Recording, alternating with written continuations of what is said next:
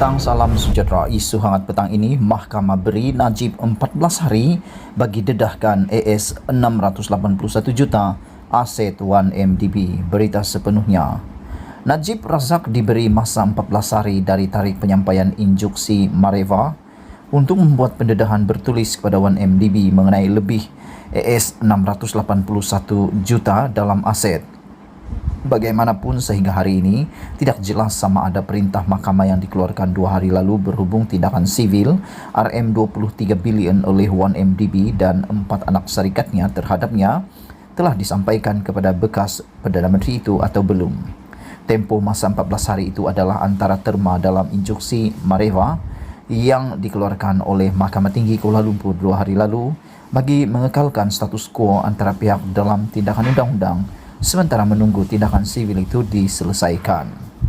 DH sebelum ini melaporkan bahawa kesan daripada perintah itu ialah Najib yang juga pernah menjadi pengerusi lembaga penasihat 1MDB diarahkan untuk tidak melupuskan mana-mana bahagian aset AS 681 juta sama ada di Malaysia atau di luar negara. Kesan lain daripada perintah itu ialah bekas Menteri Kewangan itu hanya dibenarkan mengeluarkan sehingga RM100,000 sebulan daripada akaun banknya untuk menampung perbelanjaan atau perbelanjaan sara hidupnya. Najib sebelum ini berhujah bahawa AS 681 juta yang masuk ke dalam akaun banknya adalah derma daripada keluarga di Raja Arab dan ia telah dipulangkan. Instruksi Mareva yang dikeluarkan adalah berhubung satu daripada 22 saman sivil yang dilaksanakan 1MDB dan bekas anak syarikatnya SRC International tahun lepas. Menyasarkan mereka yang didakwa menipu 2 entiti milik kerajaan itu sama ada secara sedar atau tidak. Dalam tindakan sivil ketika ini, pelanatif ialah 1MDB dan 4 anak syarikatnya. Najib disenaraikan sebagai defendant pertama dalam kalangan 8 defendant dalam saman sivil RM23 bilion itu di mana mahkamah memberikan instruksi Mareva. Menurut salinan perintah instruksi Mareva, Najib dikehendaki mengesahkan dalam afidavit kepada 1MDB dan 4 anak syarikatnya nilai lokasi dan butiran aset. Bahawa defendant pertama Najib mestilah membuat pendedahan secara bertulis kepada pelanatif pertama dan pelanatif kelima berkenaan dengan aset-asetnya sehingga pada nilai 681 juta AS sama ada di dalam atau di luar negara, sama ada di bawah namanya sendiri atau tidak, dan sama ada milikan secara tunggal atau secara bersama dengan defendant-defendant yang lain atau sebaliknya, dan di bawah penerima-penerima namaan yang memegang bagi pihaknya memberikan nilai, lokasi dan segala maklumat berkenaan dengan aset-aset dan maklumat tersebut hendaklah disahkan melalui satu afidavit dan hendaklah disampaikan kepada peguam cara pelanatif pertama dan pelanatif kelima dalam masa 14 hari selepas perintah ini disampaikan kepada defendant pertama, kata perintah itu. Malaysia kini cuba menghubungi peguam Najib untuk mengetahui sama ada perintah mahkamah itu telah disampaikan kepadanya atau belum. Mahkamah telah menetapkan 21 Februari untuk mendengar hujah Najib jika dia cuba menepikan instruksi Mareva. Pada Julai 2020, Najib dijatuhi hukuman penjara 12 tahun dan denda 210 juta bagi pertuduhan rasuah berkaitan RM42 juta yang diterimanya daripada SRC International bekas anak syarikat 1MDB. Mahkamah Rayuan mengekalkan sabitan Najib pada 8 Disember 2021. Najib sedang menunggu rayuannya terhadap keputusan yang akan didengar di Mahkamah Tinggi Negara, Mahkamah Persekutuan. Sekian isu hangat petang ini. Jangan lupa tinggalkan komen anda. Sila tekan butang subscribe dan kita jumpa lagi. Bye-bye. Selamat pagi, salam sejahtera. Ulasan menarik pada hari ini, 8 perkara yang kita tidak pernah ketahui tentang CSR Najib yang sedekah pada diri sendiri. Berikut disenaraikan oleh Muhyiddin Yassin, 8 perkara perbelanjaan Najib yang kita tidak pernah tahu. Mari lihat bukti-bukti sahih tentang penggunaan duit yang telah dikemukakan di mahkamah ini.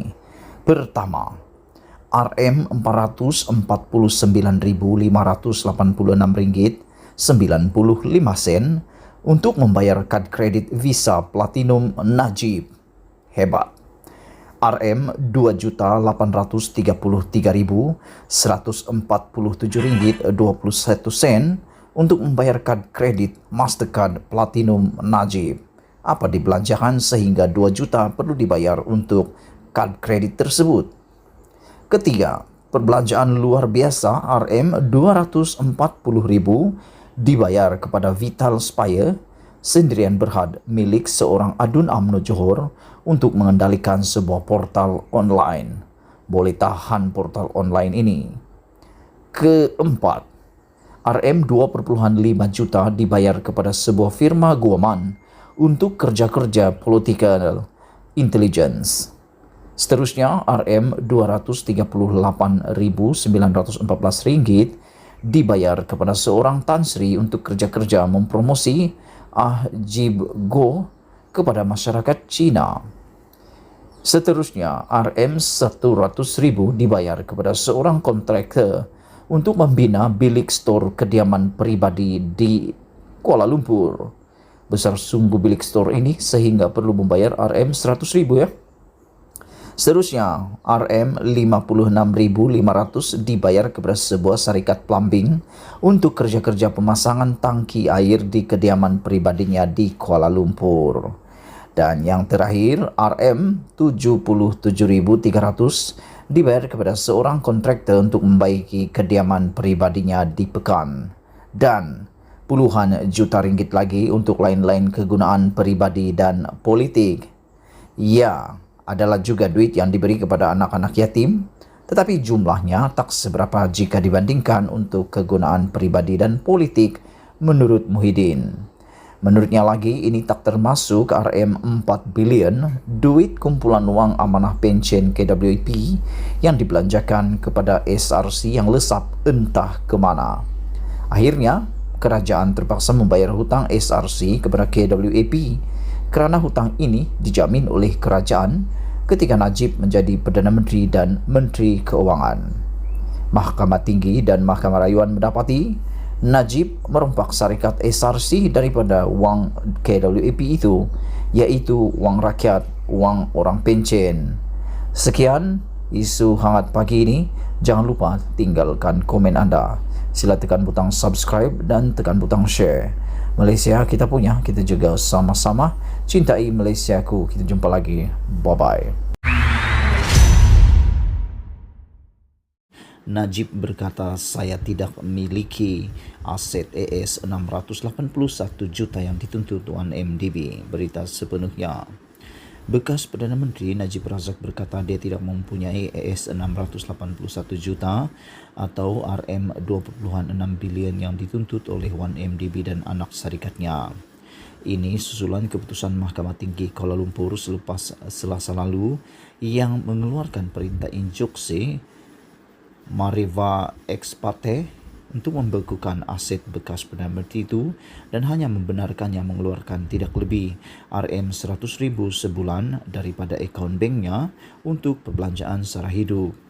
Entah kenapa 1MDB fikir saya ada Rm2.6 bilion untuk bayar pampasan.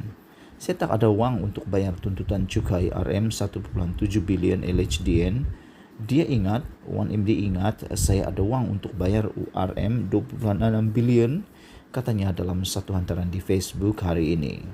Saya tiada aset berjumlah AS 681 juta, katanya. Menurut siasatan pihak berkuasa di Amerika Syarikat pada Mac 2013, Najib menerima AS 681 juta yang diselewengkan daripada 1MDB. Daripada jumlah itu, AS 620 juta didakwa telah dipulangkan ke akaun yang dikawal oleh ahli perniagaan yang menjadi buruan, iaitu Jolo. Sebahagian daripada dana yang dipulangkan itu didakwa telah dibelanjakan untuk membeli barangan kemas untuk isteri Najib, Rosmah Mansur. Najib sebelum ini berulang kali menegaskan bahawa AS 681 juta adalah derma daripada keluarga diraja Arab Saudi dan menafikan sebarang salah laku. Dia kini dibicarakan atas dakwaan penyelewengan. Najib dalam catatan Facebook hari ini membayangkan saman sivil 1MDB itu bermotifkan politik. Dakwanya, firma Guaman yang mewakili 1MDB, Tuan Rosli Dahlan Saravanan, dimiliki oleh peguam pribadi bekas Perdana Menteri Muhyiddin Yassin. Dia berkata adalah jelas bahwa saman itu difailkan untuk membina persepsi bahwa dia mempunyai aset bernilai AS681 juta untuk dibekukan. Ini palsu. Setelah bertahun-tahun menyiasat, kerajaan amat jelas berapa nilai aset yang saya ada, katanya. Najib juga dalam catatannya berkata bahawa saman itu kebetulan dibuat susulan dengan pilihan raya mengejut Johor pada 12 Mac ini. Sekian isu hangat pagi ini. Jangan lupa tinggalkan komen anda, sila tekan butang subscribe dan kita jumpa lagi. Bye-bye.